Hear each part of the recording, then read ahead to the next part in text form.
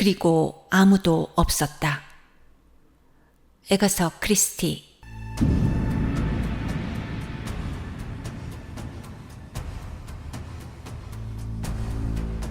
베라클레이스 양은 머리를 뒤로 기대고 눈을 감았다. 정말로 이번 비서 일을 얻은 것은 대단한 행운이었다. 인디안 섬. 최근의 신문에는 그것에 관한 기사 위에는 읽을 거리가 없을 정도로 떠들썩한 섬이다. 여러 가지 추측과 소문이 나돌았지만 모두 불확실했다. 그러나 그곳에 있는 저택은 어느 백만장자가 세웠고 또한 으리으리하다는 것만은 확실했다. 인디안 섬에 초대된 8명의 손님들이 항구에 모여 배를 탔다. 배는 암초를 피하여 나아갔다. 마침내 섬의 저택이 시야에 들어왔다. 한마디로 훌륭했다. 그러나 한편으로는 좀 음산한 느낌도 들었다. 말쑥한 차림을 한 하인 부부 둘이 그들을 기다리고 있었다. 정중한 태도가 그들을 안심시켰다.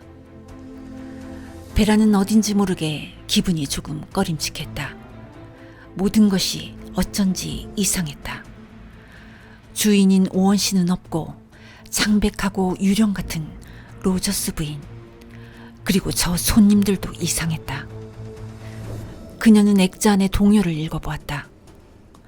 10명의 인디안 소년이 식사를 하러 밖으로 나갔다. 그것은 그녀가 어릴 때부터 들어왔던 동요였다.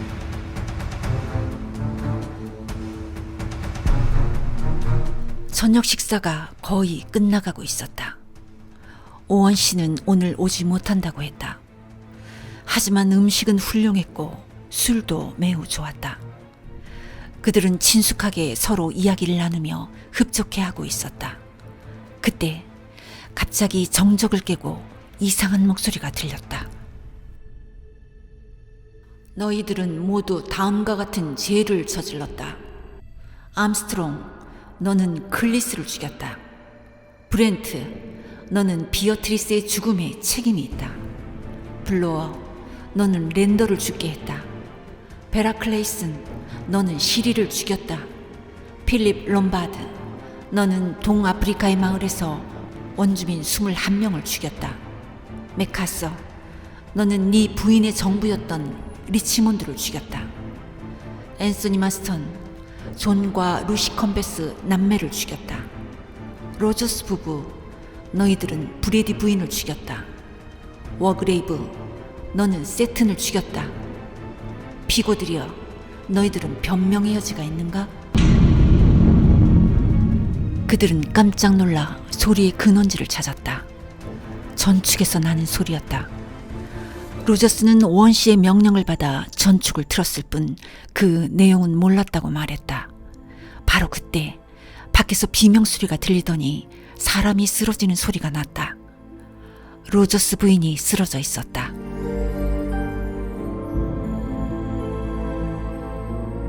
모두가 터무니없는 모략이라고 소리칠 때 워그레이브 판사가 말했다.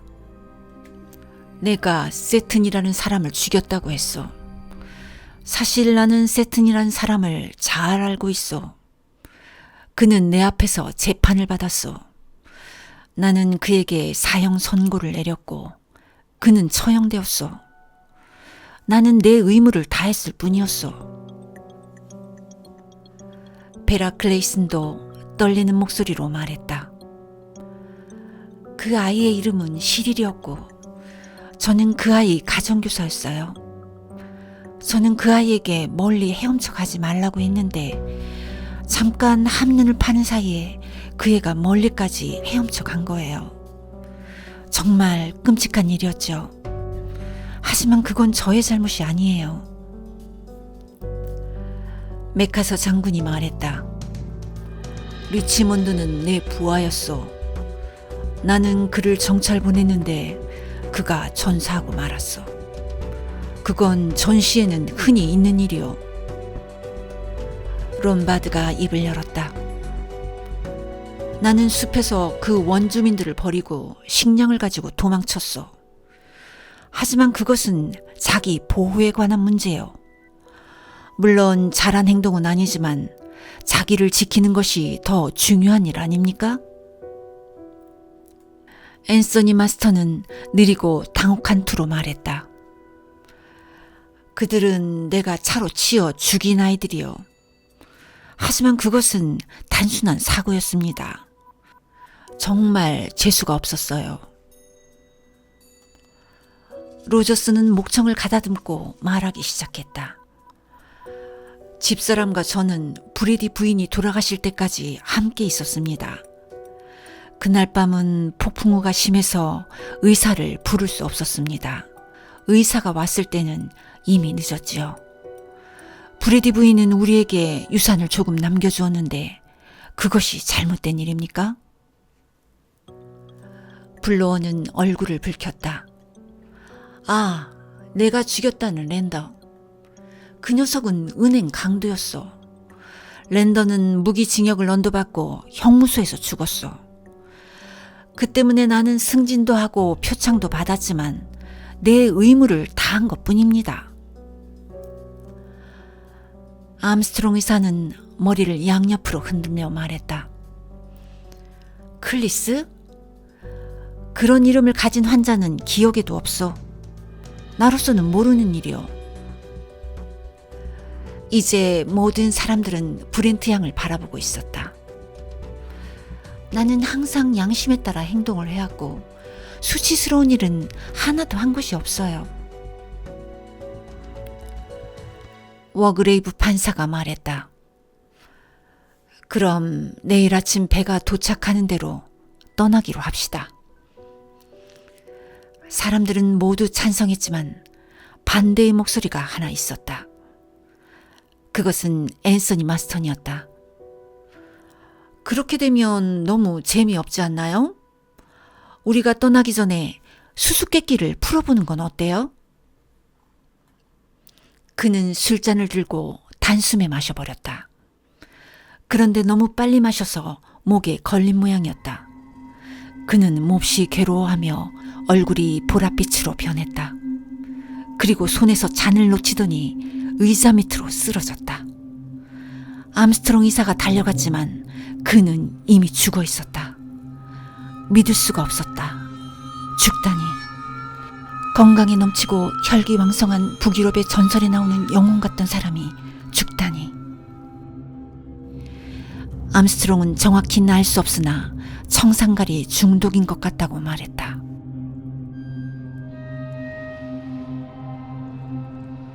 메카서는 어둠 속에서 리치먼드의 얼굴을 기억해냈다.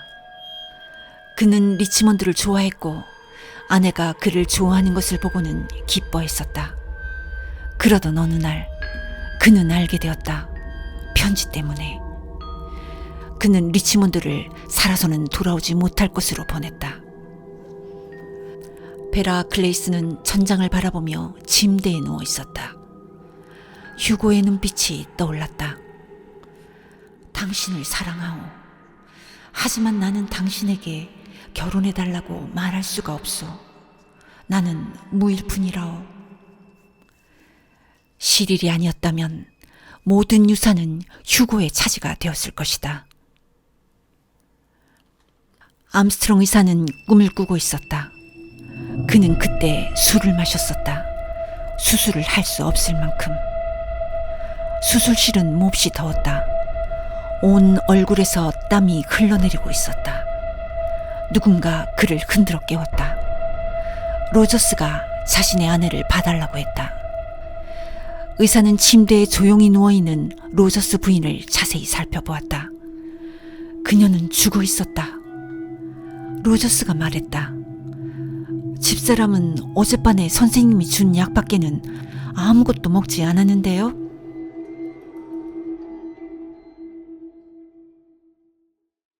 아침 식사가 끝나자 암스트롱이 말했다. 어제 저녁에 로저스 부인이 잠자다가 죽었습니다. 침묵이 흘렀다. 누군가가 말했다. 배는 오지 않을 것이오. 우리는 그 배 없이는 이 섬을 빠져나갈 수가 없소. 이것은 처음부터 계획된 것이요. 결국 우리는 이 섬을 나갈 수 없단 말입니다. 우리들 중 아무도. 브렌트가 말했다. 비어트리스는 나를 시중들던 처녀였어요. 순진한 처녀가 아니었는데 나는 그 사실을 너무도 늦게 알았죠. 그 애를 내쫓았더니 양심의 가책 때문에 자살하고 말았어요. 그것은 그의 자신의 행동 탓이에요. 세 사람은 마침내 섬 수색에 들어갔다. 섬에는 나무도 거의 없었고 숨을 만한 곳도 없었다. 그들은 해안을 수색하다가 메카서 장군이 바다를 바라보며 앉아있는 것을 발견했다. 그 노인은 수평선의 시선을 못 받고 바른 자세로 앉아있었다. 그가 말했다. 내가 리치몬드를 죽음으로 몰아넣었소. 그것은 살인이었어, 살인.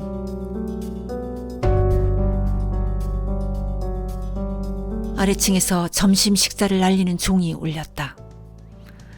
암스트롱 이사가 메카서 장군을 불러오겠다며 일어섰다. 마당을 통해 달려오는 발소리들. 그들은 모두 일제히 일어서서 문 쪽을 바라보았다. 마침내 암스트롱 이사가 숨을 헐떡이며 메카서 장군의 시체를 끌고 왔다. 메카서는 뒤통수를 얻어맞아 죽어 있었다. 7명의 사람들은 할 말을 잇고 서로를 바라볼 뿐이었다. 어제까지만 해도 워그레이브는 어떤 행동도 하지 않고 의자에만 앉아 있었다. 하지만 지금은 오랜 경륜에서 나온 위엄으로 주도권을 잡고 있었다. 그는 법정에서처럼 군림하고 있었다. 나는 오늘 아침에 한 가지 결론을 얻었어. 오원이라는 사람은 분명히 이 섬 안에 있어. 우리들 중에 한 사람이 오원이라는 자요. 이제는 7사람밖에는 남지 않았어. 우리 7사람 중에 한 사람이 살인광이 틀림없어. 베라가 목소리를 낮추며 말했다. 범인이 우리들 중 한 사람이라면 당신은 누구라고 생각하세요? 롬바드는 갑자기 싱긋 웃고 나서 말했다. 내 추측으로는 워그레이브 판사가 제일 유력한 것 같소. 그는 오랫동안 법조계에서 일했던 사람이요. 자기가 심판자가 되어야 한다는 망상을 가질 수도 있을 것 같지 않소? 당신은 누가 가장 의심스럽소? 베라는 주저없이 대답했다. 저는 암스트롱 의사예요. 2사람이 죽은 원인은 독약이었어요. 그 점이 수상해요. 로저스 부인이 먹은 것도 의사가 준 수면제 뿐이었어요. 폭풍은 점점 거세지고 있었다. 바람은 소리를 내면서 저택 주위를 스쳐 지나갔다. 사람들은 응접실에 모여 있었다. 그들은 말없이 앉아 있었다. 그리고 서로를 경계하는 눈초리였다. 다음 날 작은 세탁장 안에서 로저스의 시체가 발견되었다. 커다란 도끼가 문 옆에 반듯하게 세워져 있었고 온통 붉은 피로 얼룩져 있었다. 불러오는 낮고 거친 목소리로 롬바드에게 말했다. 브렌트 양을 보시오. 너무나 침착하오. 저 여자가 종교에 너무 깊이 빠진 나머지 자신을 신의 대리자로 생각하고 있는 것은 아닌지 모르겠소. 베라는 난로 앞에서 속으로 생각하고 있었다. 시릴은 그녀가 바위에 닿기도 전에 모습이 사라졌다. 그녀는 조류가 자기를 바다 바깥쪽으로 밀어내고 있는 것을 알았다. 그녀는 조류에 몸을 맡기고는 침착하게 물 위에 떠 있었다. 배가 구조하러 올 때까지.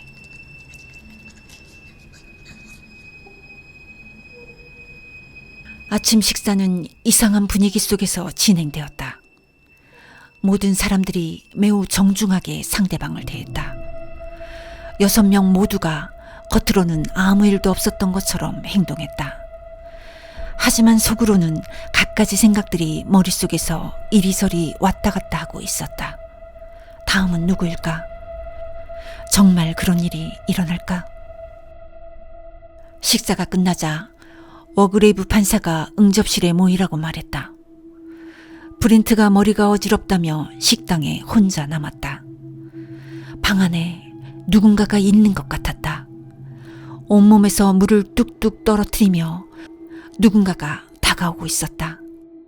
비어트리스가 강에서 올라온 것이다. 브렌트는 고개만 돌리면 그녀를 볼 수 있었지만 고개를 돌릴 수가 없었다. 그녀는 발자국 소리를 들었다.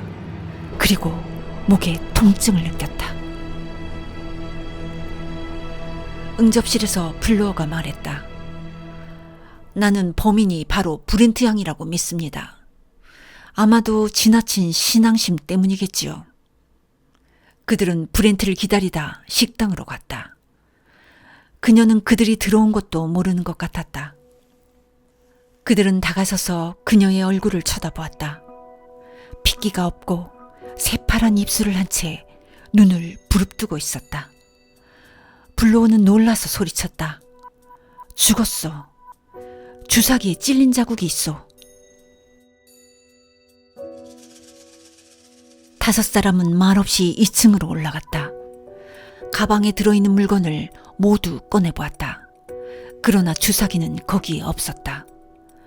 롬바드는 침대 옆에 있는 서랍을 거칠게 열었다. 권총이 없어졌다. 모든 사람이 돌아가며 나체가 된 채 수색하였다.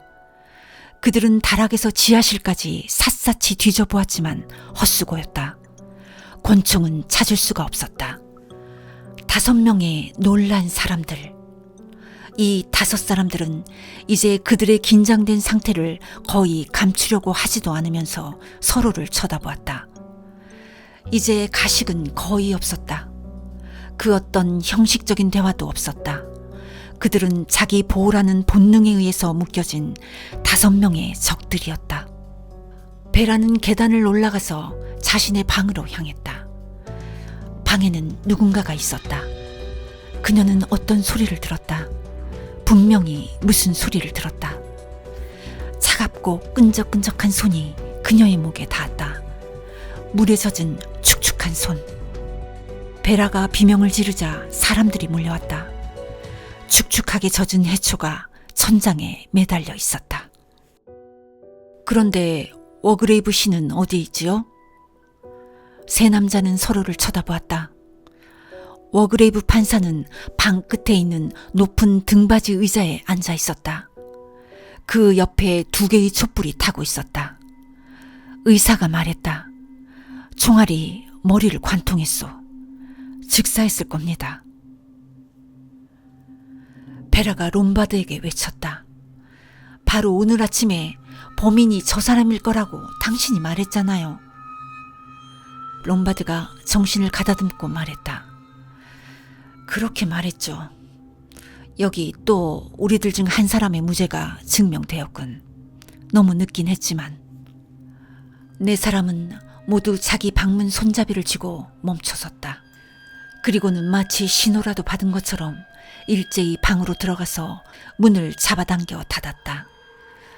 겁에 질린 4사람은 아침이 될 때까지 서로에게서 격리된 것이다.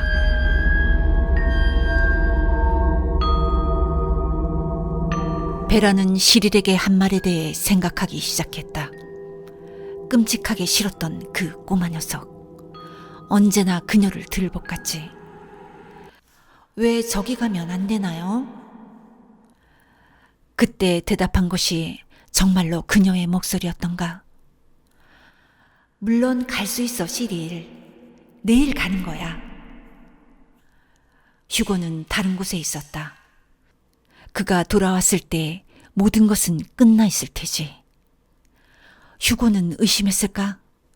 그래서 그렇게 이상하게 거리감 있는 눈빛으로 쳐다본 것일까? 휴고가 정말 알아차렸을까?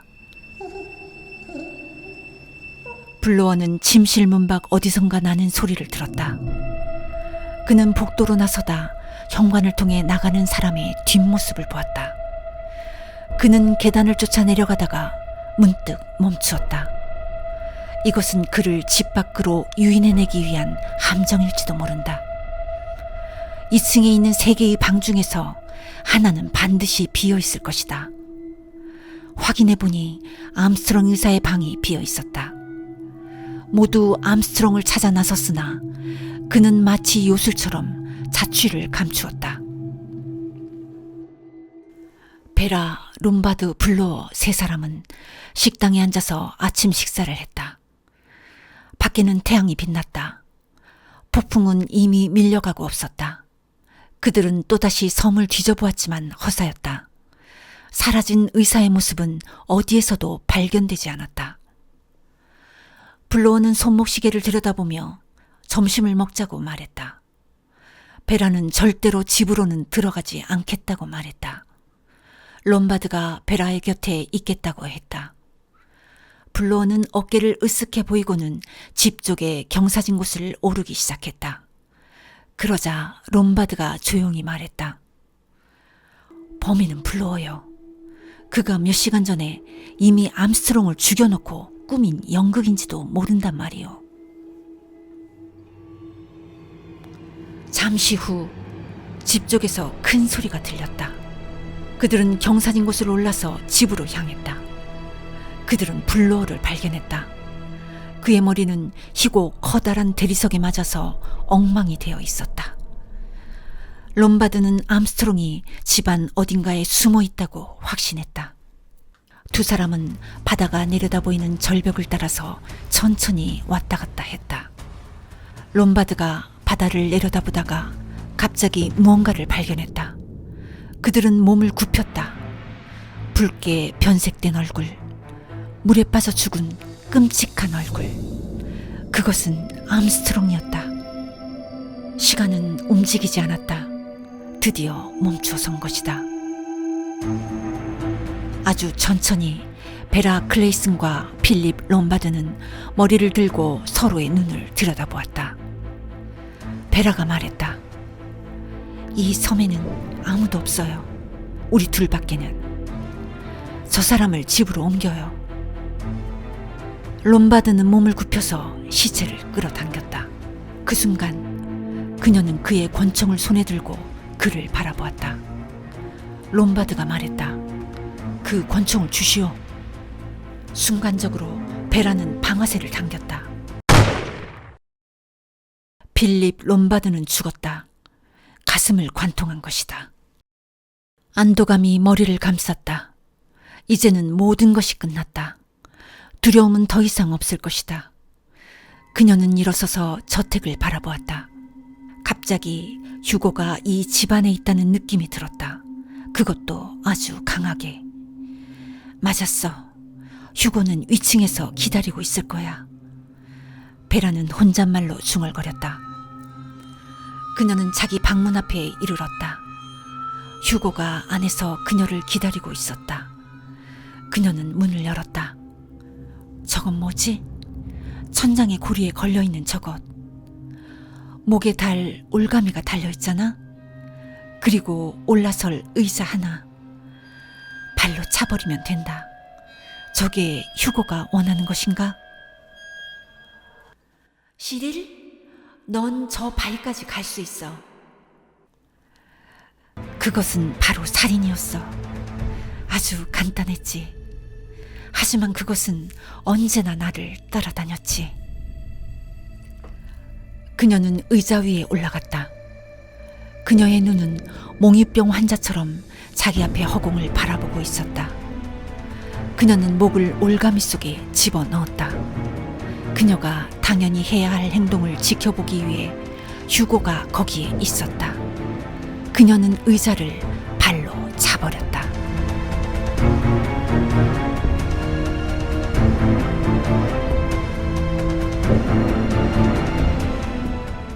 고백서. 나는 어렸을 때부터 특이한 성격을 가지고 있었다. 그것은 내가 죽음을 보거나 죽음을 유발시키는 행동에서 가학적인 기쁨을 맛본다는 사실이었다. 어려서부터 나는 강렬하게 살인의 욕망을 느껴왔다. 그러나 그것과 함께 반대로 강한 정의감이 있었다. 죄 없는 사람이 죽는 것을 견딜 수 없었다. 범죄에 대한 처벌은 언제나 나를 매료시켜왔다. 이 과정 속에서 나는 판사가 되었고 그 직업은 나의 모든 본능을 거의 충족시켜 주었다. 그런데 지난 몇 년 동안 나의 통제력은 감소되었다. 재판보다는 실행으로 옮기고 싶은 욕망, 즉 내가 직접 살인을 하고 싶어진 것이다. 그래, 정말로 미치도록 살인을 하고 싶었다. 나는 살인을 했지만 처벌받지 않은 사람들의 자료를 은밀히 모아 그들을 처단하기로 했다. 그리고 이 계획의 실행 과정에서 나조차 죽은 것처럼 가장해 놓았다. 마지막에 베라 클레이슨의 경우는 흥미있는 심리학적 실험이었지만 그녀 또한 내가 옷장 그늘에 서서 바라보는 앞에서 목을 매달았다. 나는 이마에 총을 맞은 채 발견될 것이다. 아무도 해결할 수 없는 수수께끼 살인 사건을 만드는 것이 나의 야심이다. 인디안 섬의 불가사의한 사건은 영원한 수수께끼로 남으리라고 믿는다.